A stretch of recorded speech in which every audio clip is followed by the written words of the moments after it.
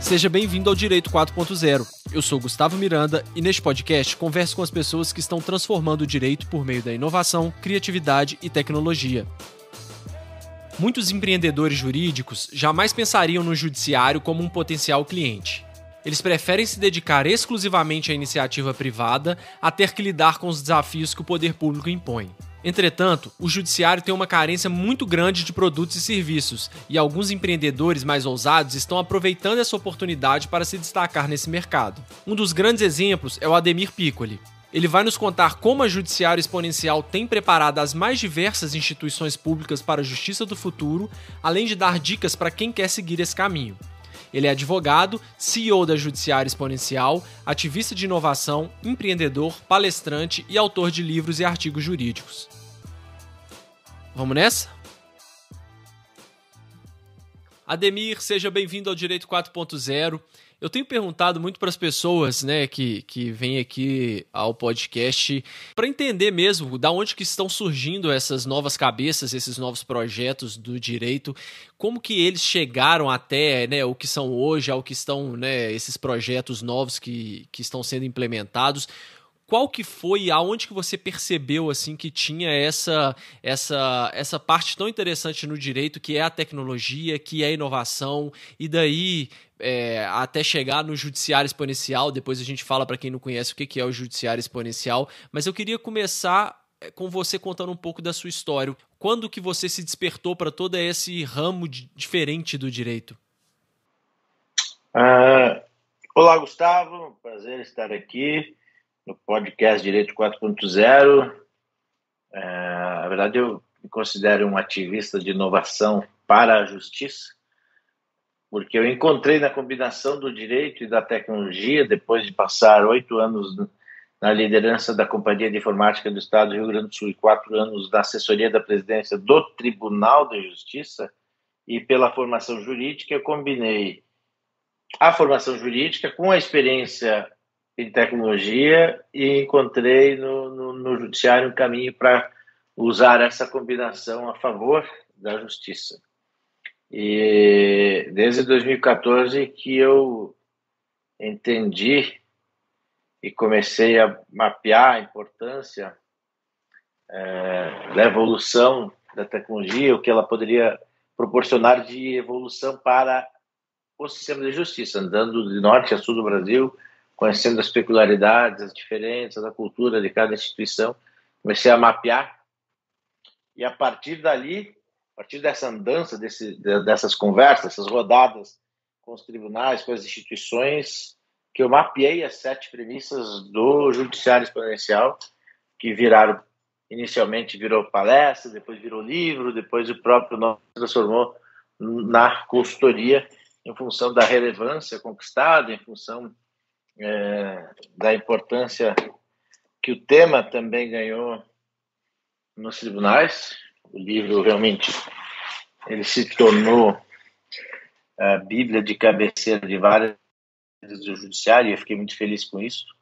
A obra se esgotou rapidinho e a gente consegue hoje ver várias instituições seguindo esse caminho do Judiciário Exponencial, das premissas do Judiciário Exponencial e de tudo que as 7 premissas que a gente desenvolveu podem trazer de benefício se elas aplicadas corretamente, se elas forem desenvolvidas, uma estratégia dentro da instituição, a gente consegue acelerar a transformação digital. E hoje a gente tem uma dependência muito grande do direito, das instituições com a tecnologia. Então, quando a gente fala em acelerar a transformação digital, é quase como permitir que ele continue evoluindo, porque sem tecnologia hoje não dá para imaginar qualquer atividade jurídica, seja ela privada de um advogado, seja ela de um gestor de uma instituição, ou até mesmo o tomador de decisão, magistrado, promotor, membro, Então, hoje as duas disciplinas estão casadas, direito e tecnologia. E existe um movimento de inovação também que busca pensar fora da caixa, imaginar novas soluções, usando metodologias, e a gente costura tudo isso. A gente trabalha nesse movimento que conecta inovação, tecnologia e direito a favor da justiça. Nosso propósito é ajudar a preparar as pessoas e as instituições para a justiça do futuro. Legal. E quais que são essas 7 premissas? A primeira delas é a cultura digital, porque a gente entende que começa com a cultura da organização, né? É preciso plantar, é preciso semear, é preciso cultivar. A cultura não é uma coisa que tu muda do dia para a noite, de uma hora para outra, mas se tu não trabalhar a cultura da instituição, tu vai esbarrar no avanço de qualquer implementação, de qualquer tecnologia. Tu não movimenta, não consegue fazer nenhuma transformação sem começar pela cultura da instituição.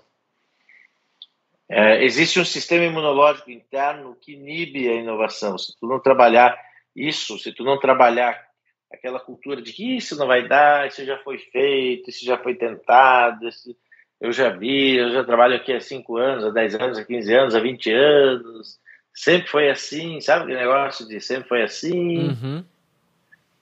Não vai mudar, nem gasta teu tempo, e essa cultura que a gente precisa barrar, a gente precisa criar um antídoto, a gente precisa criar um mecanismo para barrar a cultura de não permitir que as ideias floresçam, de não permitir inovação. A segunda premissa é a liderança. Também, para que uma transformação aconteça, eu preciso patrocínio da liderança, eu preciso envolvimento do líder, da alta administração em qualquer projeto significativo. O líder é o maestro, o líder é o guia que conduz a instituição, né?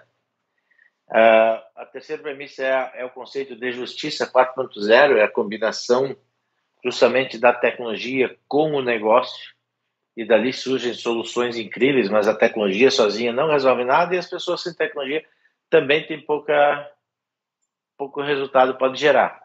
Quando tu combina, que aí tu vai ter o resultado de um conceito de justiça 4.0, usar tecnologia com conhecimento do negócio, pensando em soluções.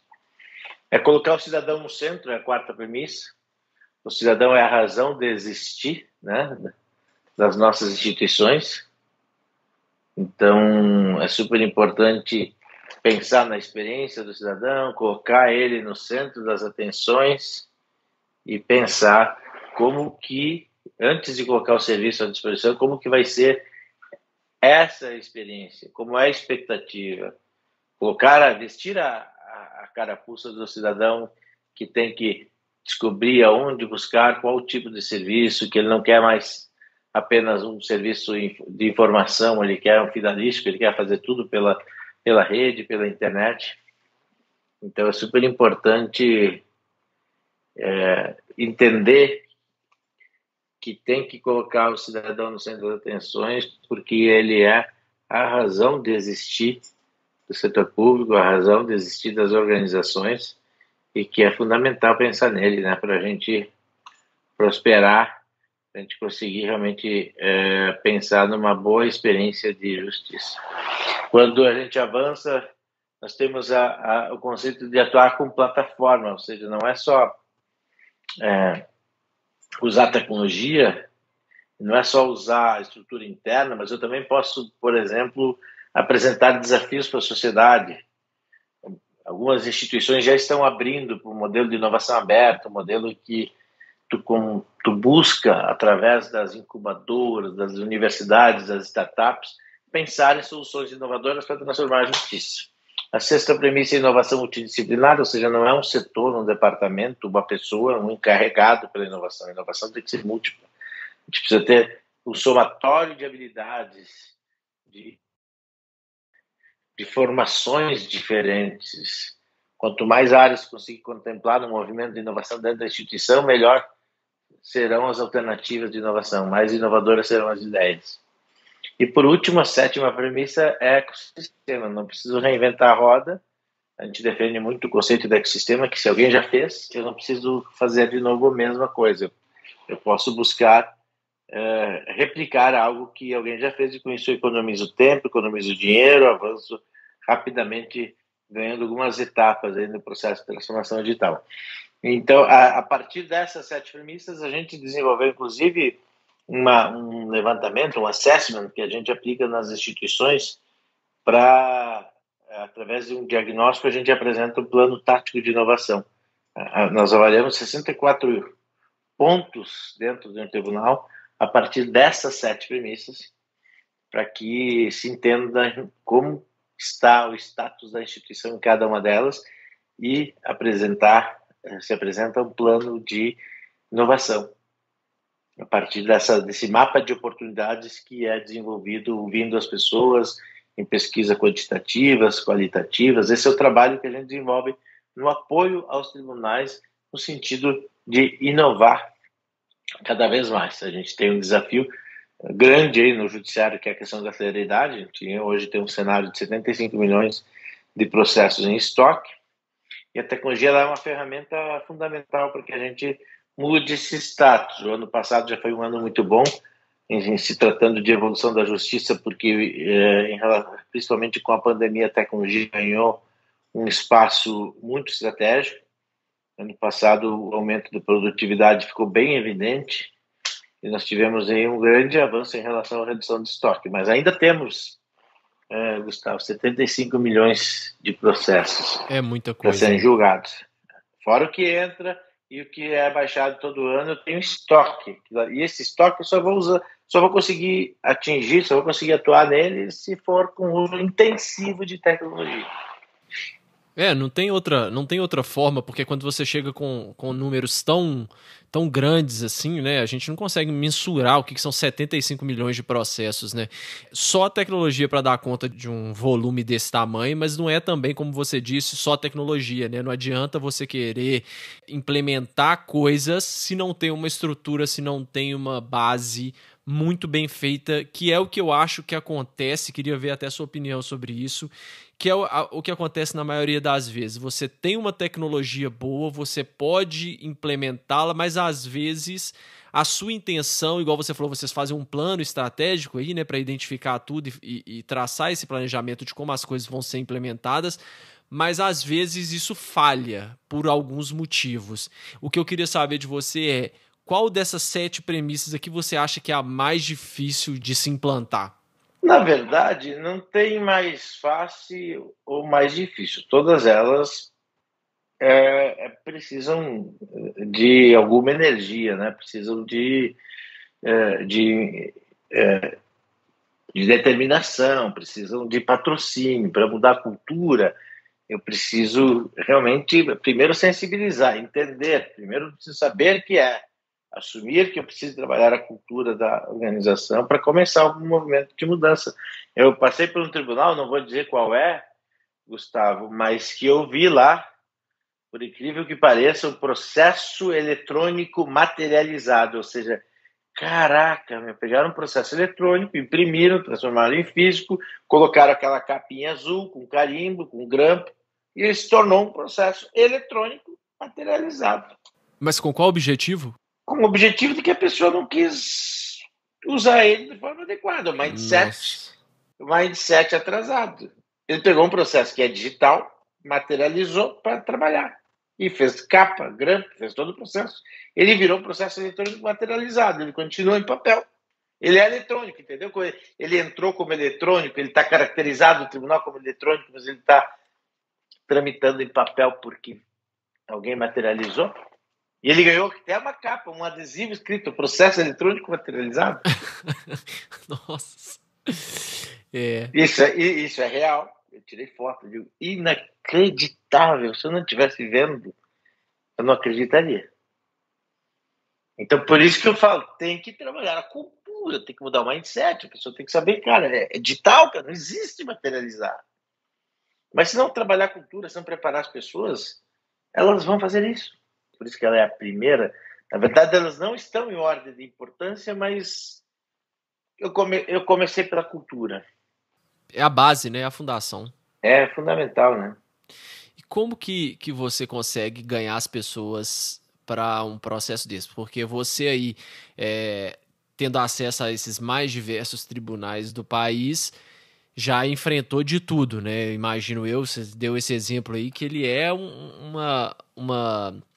é uma caricatura praticamente do que é uma pessoa não comprar a ideia, do que é uma pessoa não estar confortável com o momento atual que ela está vivendo, né? Enfim, por vários motivos, né?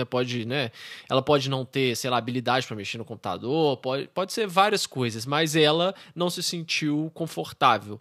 Agora, essa pessoa está dentro de um sistema que precisa que ela esteja confortável, porque imagina, se ela imprimiu um processo, imagina se ela for imprimir todos os processos eletrônicos que ela tiver que lidar, né? É uma coisa absurda isso, né? Não estou nem pensando em desperdício de recurso físico, material, não. Eu falo mesmo de fluxo de trabalho, e aí se ela precisar passar para um colega, enfim, são coisas que as dificuldades vão só aumentando. Mas como que você consegue, principalmente no judiciário, que tem essa fama de ser uma área mais resistente, que tem toda essa burocracia, não é tão simples, às vezes, igual numa empresa que você consegue lidar mais diretamente com ali um CEO, um sócio, um diretor, que você consegue vender essa ideia, você tem que lidar com toda uma estrutura para comprar a sua ideia, para entender a importância de dar esse próximo passo. Como que você ganha essas pessoas? Na verdade, é com pequenos resultados, né? Tu ganha as pessoas mostrando o que é possível fazer, tu ganha as pessoas com exemplo. Por isso que a segunda premissa, Gustavo, é liderança. Porque não adianta eu pregar e não fazer. Eu preciso ser transparente, o líder precisa ser autêntico, ele precisa falar que é importante fazer e também fazer. Então é o conjunto, por isso que a cultura precisa da liderança. E a liderança, como é que ela ganha as pessoas? Através do exemplo. A melhor forma de liderar é mostrando na prática, né? Praticando aquilo que é dito. Então, a inovação também, tu ganha mais pessoas, tu ganha mais adeptos ao movimento a partir de pequenos resultados. Eu preciso mostrar, através de pequenos resultados, que é possível fazer, que outras pessoas já fizeram, e aí tu vai ganhando mais gente. Tu vai criando um movimento interno. Então, e não é rápido, isso leva um tempo, precisa de planejamento, precisa de estratégia. Então, eu começo com a cultura, mas na sequência eu já preciso da liderança para fazer essa cultura ser mudada da organização, né? Com certeza. E ainda tem isso, né? Porque você tem no Poder Judiciário, diferentemente, por exemplo, sei lá, de um escritório de advocacia, que entra aí até um pouco dentro dessas premissas que você falou, né? A premissa aí de número 4, vamos dizer assim, que é o cidadão no centro. Você tem vários, entre aspas, clientes, né, do Poder Judiciário. Você tem o cidadão, você tem o advogado, você tem o promotor, você tem várias pessoas que lidam com o Poder Judiciário, que têm entendimentos diferentes e têm também expectativas diferentes, né? Como que você consegue trazer tantas variáveis para dentro desse processo para que você consiga atender essas diferentes personas que lidam com o judiciário? Como que você faz isso? Primeiro, eu preciso, na sequência, né? Como é que porque ele depende de uma série de fatores, ele depende de uma série de conexões. Eu tenho que conectar vários atores dentro de um movimento de inovação na justiça, né? Eu tenho que pensar no advogado, que ele precisa ter uma interface amigável. Hoje tem essa questão do processo eletrônico, né? Que tem vários sistemas, né? Vários sistemas diferentes, cada tribunal tem um sistema, e aí o advogado que quer atuar de forma múltipla, ele precisa entender de EPROC, de SAGE, de PJE, de PROJUDE.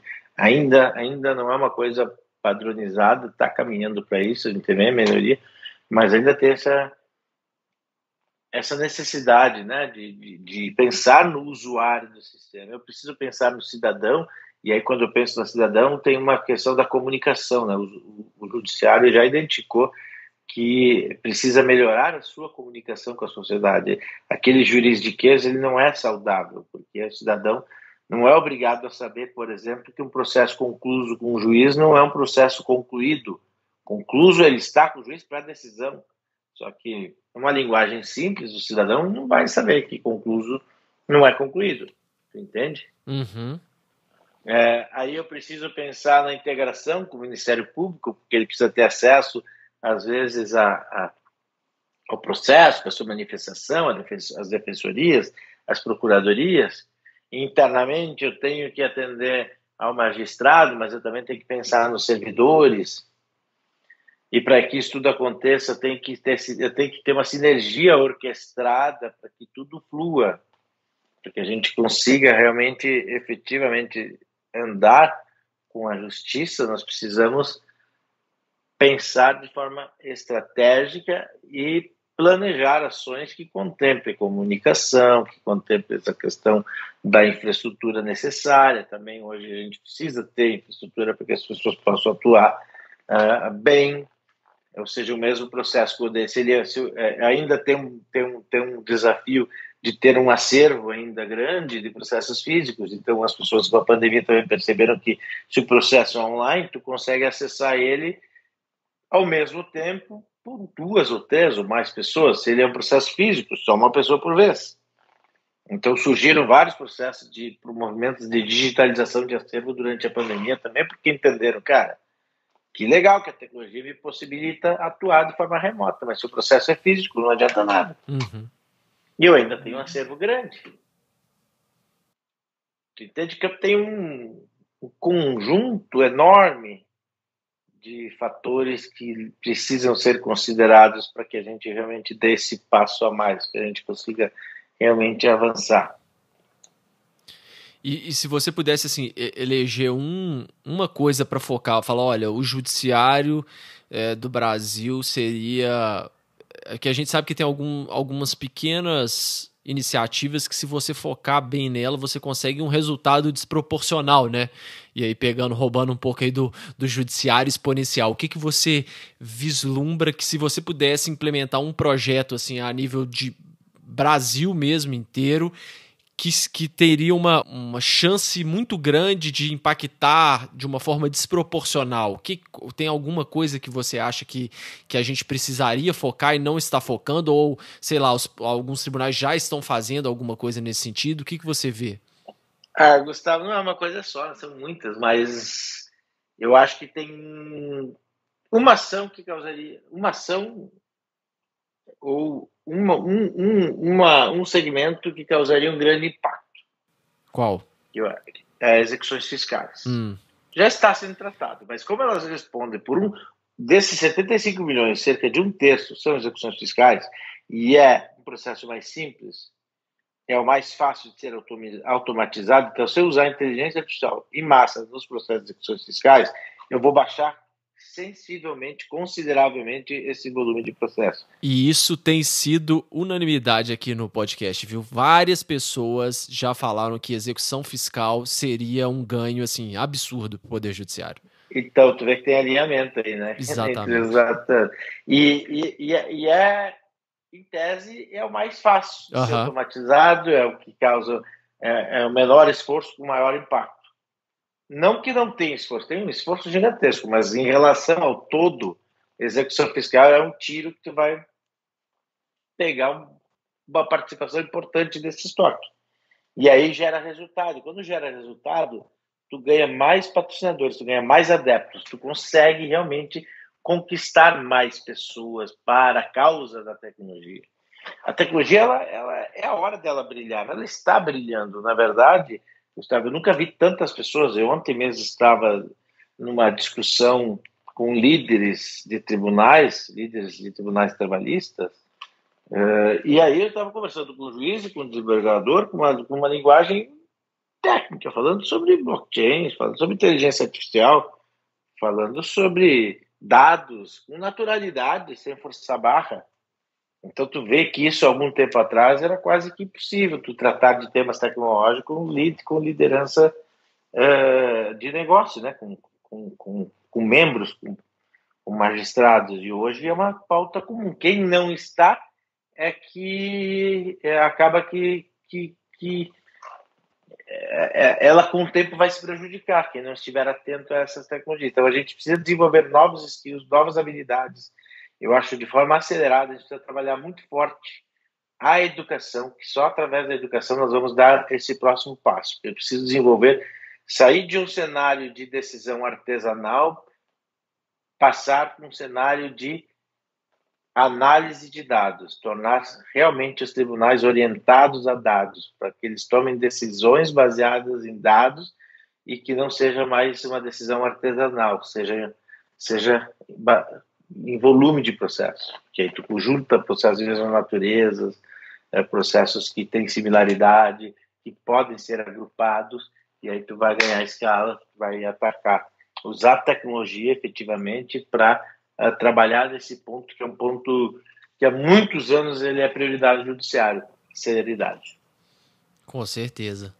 Vamos falar agora um pouquinho em questão de mercado, né? Você está com uma empresa privada prestando, né, serviços para o Poder Judiciário, que é uma entrada, assim, vamos dizer, é uma coisa difícil, né? Muitas pessoas, eu acho, às vezes, já ouvi de alguns empreendedores que têm soluções boas, mas que aí na hora de executar, de chegar até o judiciário, de tentar vender esse produto ou esse serviço, a coisa acaba se perdendo e eles não conseguem concretizar isso.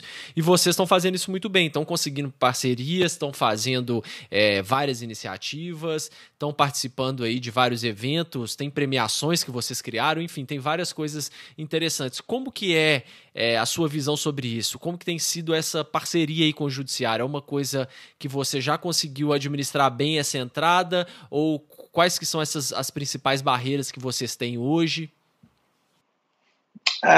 Gustavo, na verdade, a minha barreira é a minha limitação de capacidade ainda, né? Porque empresarial, que tu tem que ter gente capacitada. E porque oportunidades são imensas, assim. Hoje mesmo eu tive reunião com instituições tratando de capacitação. Então a gente tem investido em educação executiva.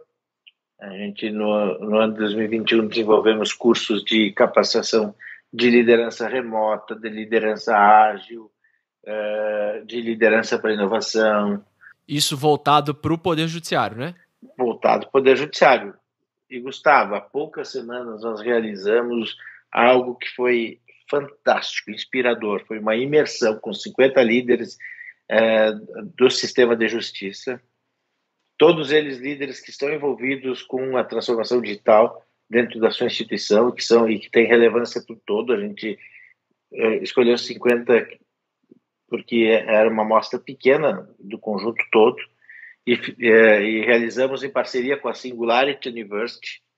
Você deve conhecer a Singularity, aquela universidade criada da NASA, Google, que desenvolve esses estudos tratando de futuro, né? Tratando de como que as tecnologias exponenciais podem moldar um futuro.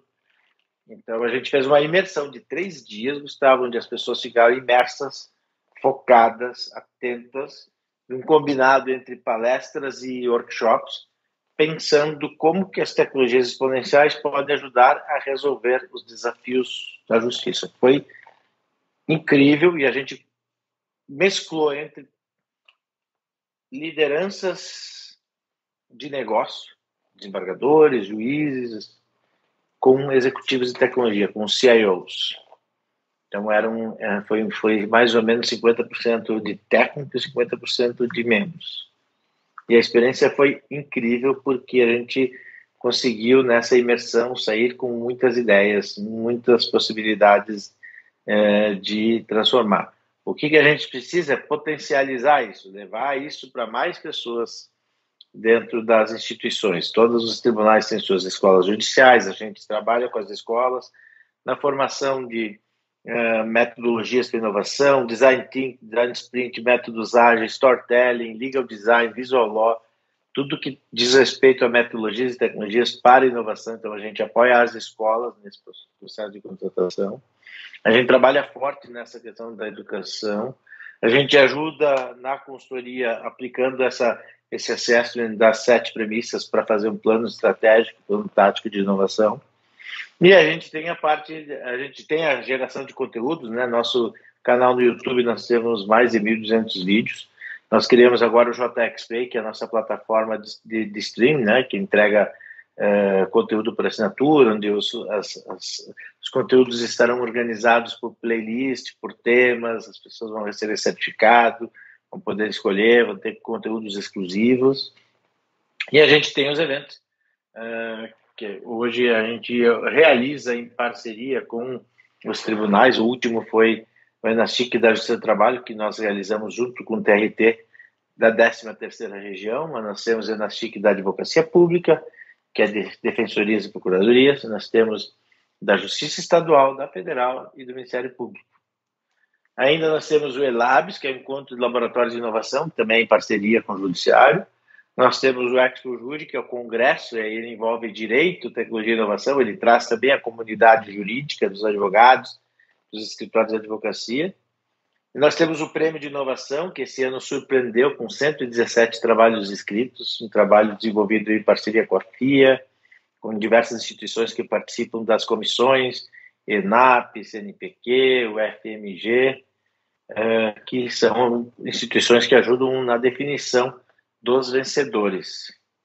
E com isso a gente dá palco para os cases de inovação que merecem esse destaque, e isso serve como inspiração para outras instituições inovarem e também para serem replicados, né? Às vezes basta replicar uma ideia, basta uma instituição entrar em contato com a outra, busca a solução pronta e já implementa no seu tribunal.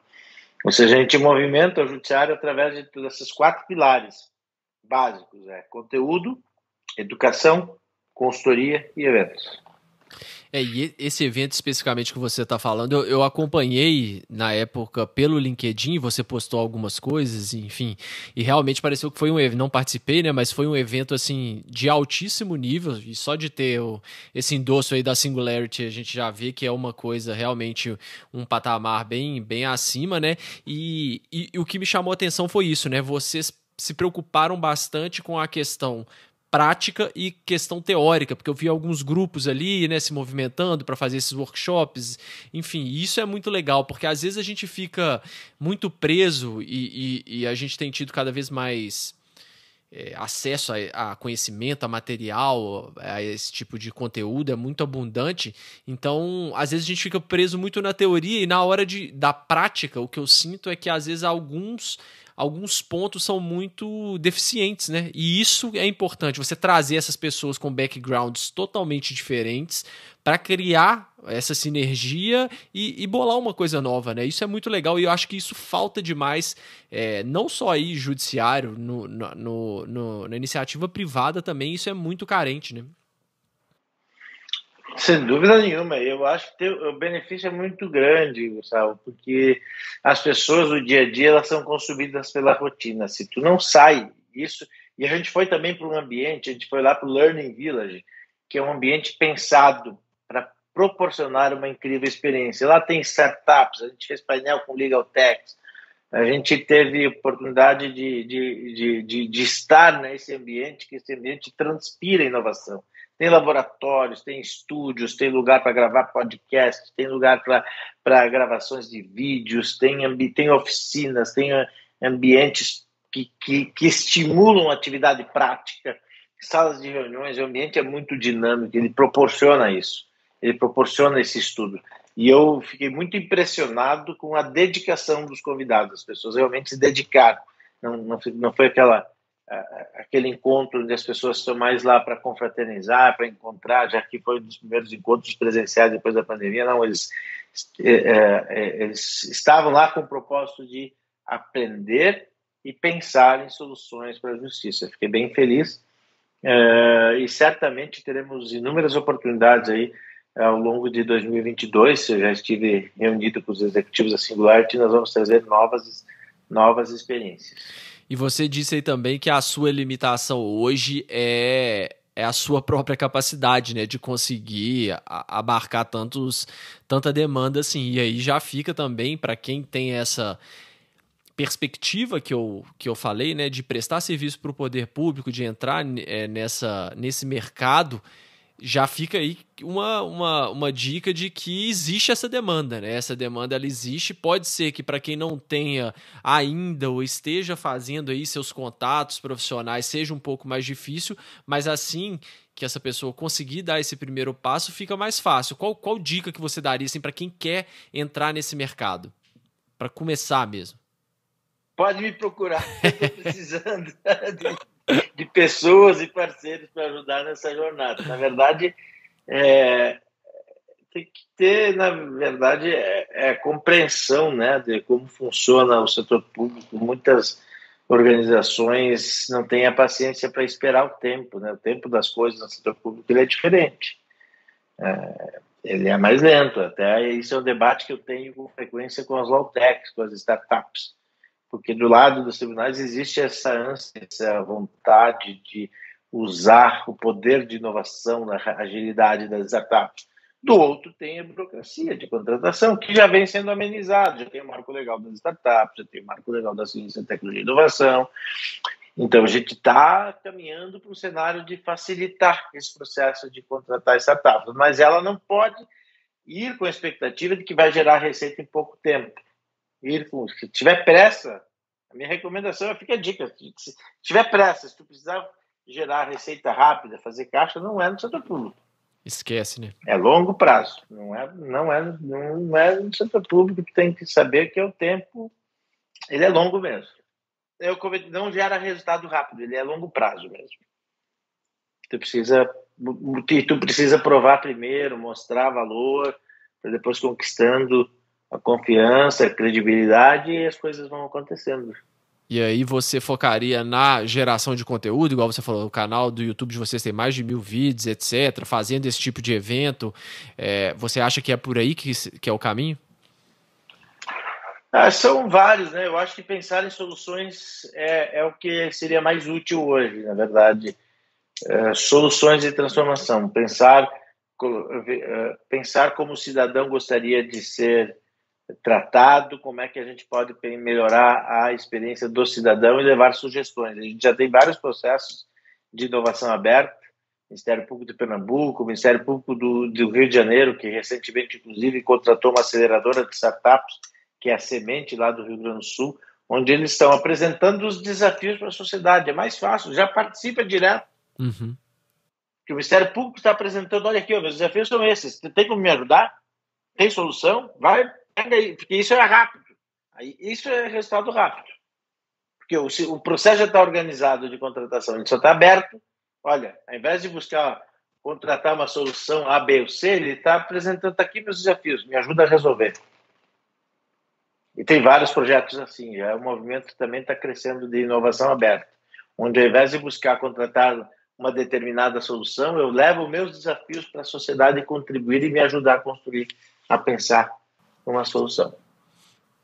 E o que você vê assim de perspectiva do judiciário para os próximos, os próximos anos? Desse tanto de projeto que você já acompanhou, o que você vê que é uma coisa bem, bem plausível que vai acontecer no judiciário e que você está assim, empolgado para que aconteça? Eu sou otimista, né, Gustavo? Vai acontecer uma grande transformação, está acontecendo, a gente vê o Conselho Nacional de Justiça implementando aí com uma orquestração muito interessante, muito empenhada, aí, vários líderes querendo fazer a diferença, querendo fazer essa transformação acontecer, entendendo o poder da tecnologia.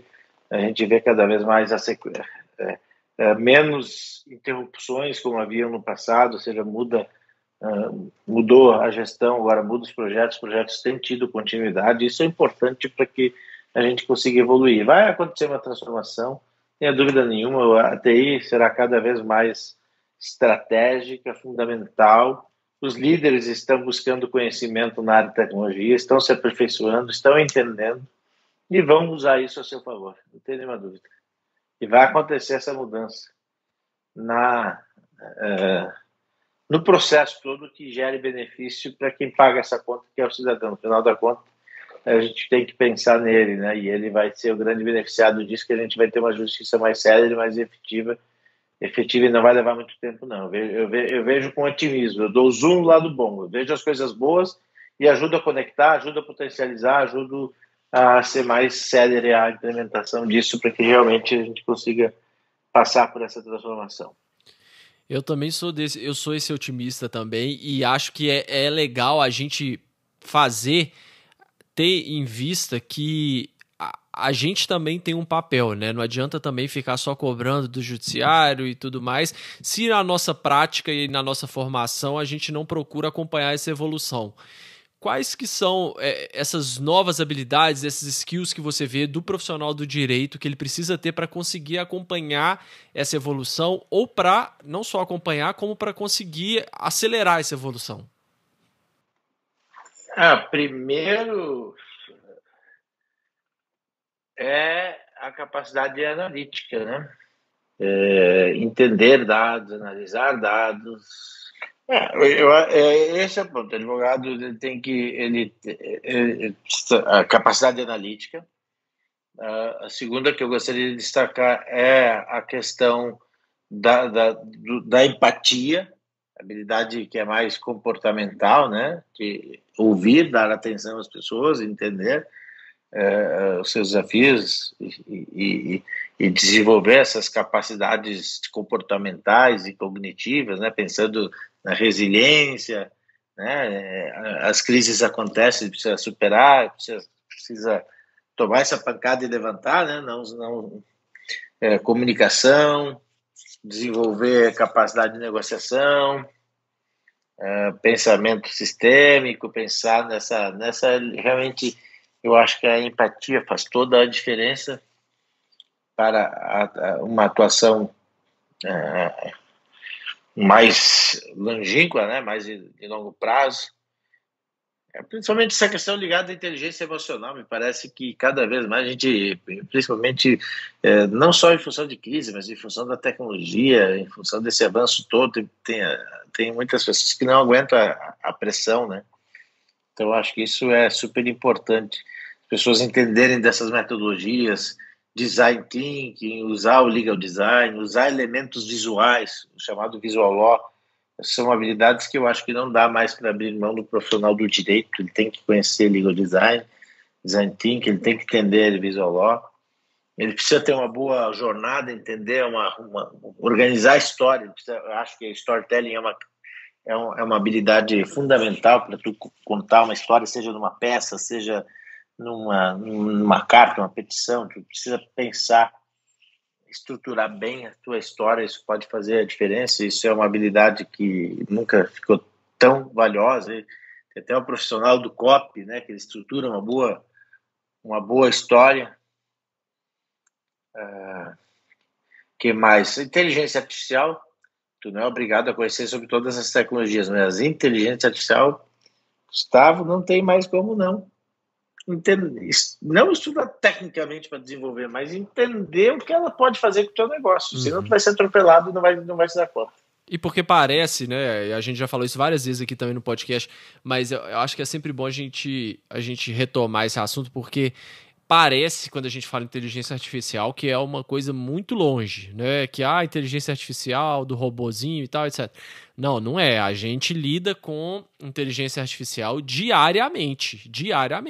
Ela já está aí e ela está chegando de forma acelerada.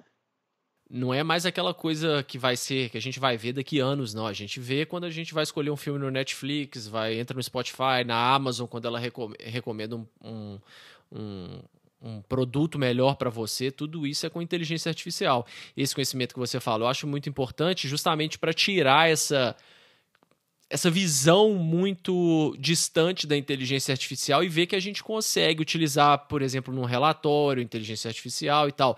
Não que você tenha que utilizar, porque às vezes você tem um problema que não demanda uma inteligência artificial, mas é bom estar sempre no seu radar ali, porque se você pensar em alguma coisa, pode ser que a inteligência artificial seja uma solução viável para você acoplar e que traga algum benefício muito maior para aquela solução que você está tentando implementar. Enfim, é bom realmente ficar antenado, né? Não tem como fugir. ou tu conhece ou tu vai ser atropelado por um desconhecido. Exatamente. Eu acho isso, não tem opção. Igual dados, cara, não tem opção de entender ou não. Tu não precisa entender tecnicamente, mas tu precisa analisar dados, precisa analisar a informação, porque não há como. Tem algumas coisas que são fundamentais, dados, inteligência artificial, essas novas, facilitar a comunicação, simplificar a comunicação. Então, o Visual Law ele chegou num momento incrível, que é usar elementos visuais para facilitar a compreensão, para ser mais rápido, para agilizar, para fluir mais rápido. Uhum. Usar essas técnicas do design para construir uma solução, para pensar o direito de forma diferente. É isso aí. Vamos pensar o que isso pode inspirar a gente, em que áreas que a gente pode tentar implantar coisas novas, né? O legal design mesmo é um exemplo disso, né? Trazer o design para o direito era uma coisa que poucas pessoas pensavam e hoje está aí amplamente utilizada, além dos benefícios. Não é só utilizar porque é moda, né? Você agrega o cidadão, você traz um melhor entendimento do direito. Então, assim, são muitas coisas positivas que a gente consegue ter se a gente abrir um pouco a mente e tentar beber em outras fontes que, a princípio, parecem que não tem nada a ver. Então, é sempre estar atento a isso, né? Fantástico, esse é o caminho, né? Não temos alternativa. O profissional que quiser ficar atualizado tem que partir para essa atualização, ficar atento isso aos aí. movimentos, aos métodos. Isso não é nacional, isso não é Brasil, isso é mundial. Essa questão das legal techs, ficar atento às legal techs também é algo importante, porque tem soluções sendo pensadas aí nesse cenário de agilidade, de inovação, de tecnologia. A gente precisa, na verdade, como diz o Conrado, né? É lifelong learning, né? O poder do aprendizado contínuo, aprender e aprender continuamente, manter-se relevante, senão será atropelado. É isso aí. Ademir, eu vou então, para a gente já ir finalizando aqui o episódio, vou te fazer algumas perguntas rápidas para você responder. As respostas não necessariamente têm que ser rápidas. Qual que foi a dica mais valiosa, seja ela profissional ou uma dica para o lado pessoal mesmo que você já recebeu? Que eu já recebi? Não foi uma dica, mas eu gosto muito da regra da vida do Cortella. Vaca não dá leite. Tu precisa ir lá buscar. Ou seja, tirar a bunda da cadeira e ir atrás. Seja para a vida, seja profissional, cara. Isso aplica em tudo, né? Em tudo, se virar, meu. Se virar, ir atrás. Eu sempre fiz isso, né? Para mim, para mim realmente é a regra da vida. Tem que ir lá e buscar, tem que ir atrás, tem que ser proativo, não esperar a coisa acontecer, se antecipar, estudar, se preparar, ler. É isso aí. A vaca pode estar a 2 passos de você, mas se você não levantar para pegar o leite, ele não chega, né? Não chega. Tem que ir lá. Tem que ir lá. E o que significa sucesso para você? Sucesso é a realização de um sonho com resultado, né? Ao mesmo tempo, hoje a gente tem muito que combinar propósito com resultado profissional, né? Não só fazer porque está te dando resultado financeiro, mas fazer porque tem um propósito atrás disso, tem algo maior. Óbvio que a gente precisa faturar, precisa vender, precisa pagar as contas, mas quando tem um propósito maior, e o nosso é de transformar a justiça, é realmente de antecipar a justiça do futuro, ajudar a preparar pessoas, instituições, fica mais claro o caminho, ele se abre mais. Por quê? Porque não é o fazer porque eu quero lá vender uma cota de patrocínio ou vender um projeto para o tribunal, é porque a gente está conectando tudo isso. E a gente faz muito mais do que aparece, a gente faz muito mais do que aquilo que é comercializado, muito mais pela justiça, pelo esse movimento. A gente apoia as instituições, conecta uma com a outra, uma instituição desenvolveu algo que é útil, lá em Santa Catarina desenvolveu algo que pode ser útil para o Mato Grosso, a gente aproxima, conecta, eles trocam e a justiça ganha.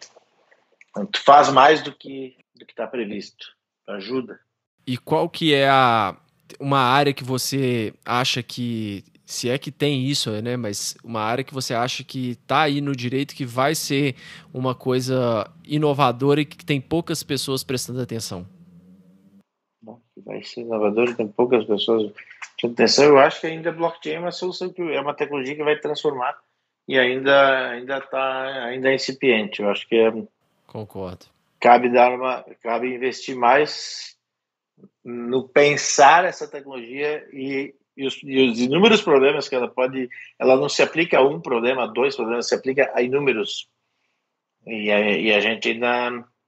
A IA já conquistou seu espaço, mas a blockchain ainda não. E eu acho que a blockchain vai ser uma tecnologia transformadora.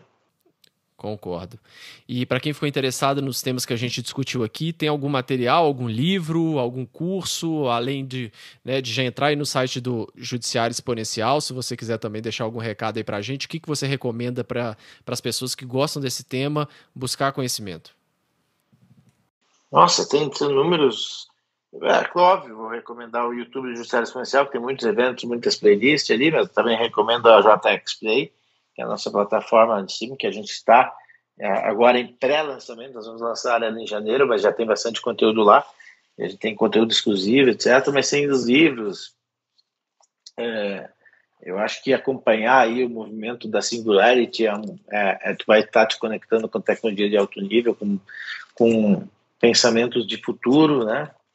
A gente sempre busca aí, eu compartilho todo ano, Gustavo, final de ano, o material de tendências, e a gente usa aí Deloitte, Gartner, Forrester, Forbes, World Economic Forum, são as fontes de onde a gente se abastece para entender as principais IDC, as principais tecnologias, quais são as tecnologias que vão impactar o futuro. A gente até elabora o nosso report com os nossos 7 destaques anuais, e esses 7 destaques a gente extrai do cruzamento das tendências apontadas por esses diversos institutos. Então, esses institutos são, para mim, os principais e que ajudam a moldar o futuro, que estudam, que pesquisam, que apresentam as tendências. A gente tem que se conectar com as tendências e eu recomendo o livro, especificamente O Poder do Aprendizado Contínuo, do Conrado, vai abrir a cabeça para essa necessidade de aprender e aprender a aprender, na verdade, que é a única habilidade que vai ser capaz de transformar. Tu tem que aprender e aprender. Legal. E para quem quiser te acompanhar o seu trabalho na internet, quais são as redes sociais que você usa? E aí também, você já falou do YouTube, do Judiciário Exponencial, mas tem outras redes sociais? Tem o @Ademir Piccoli, que é meu Instagram, tem o meu Ademir Piccoli no LinkedIn, o meu YouTube pessoal também, mas esse ainda é pouco movimentado, mas eu vou começar a colocar mais conteúdo lá também. É por aí. Maravilha, Ademir. Então, mais uma vez, muito obrigado por participar do Direito 4.0. Eu que agradeço a oportunidade e fico à disposição para outras vezes. Para você não perder nenhum dos nossos próximos episódios, siga o Direito 4.0 no seu player favorito. Siga o nosso Instagram, que é @Direito 4.0 Podcast. E também estamos no LinkedIn. É só procurar Direito 4.0 Podcast. Até o próximo episódio, pessoal.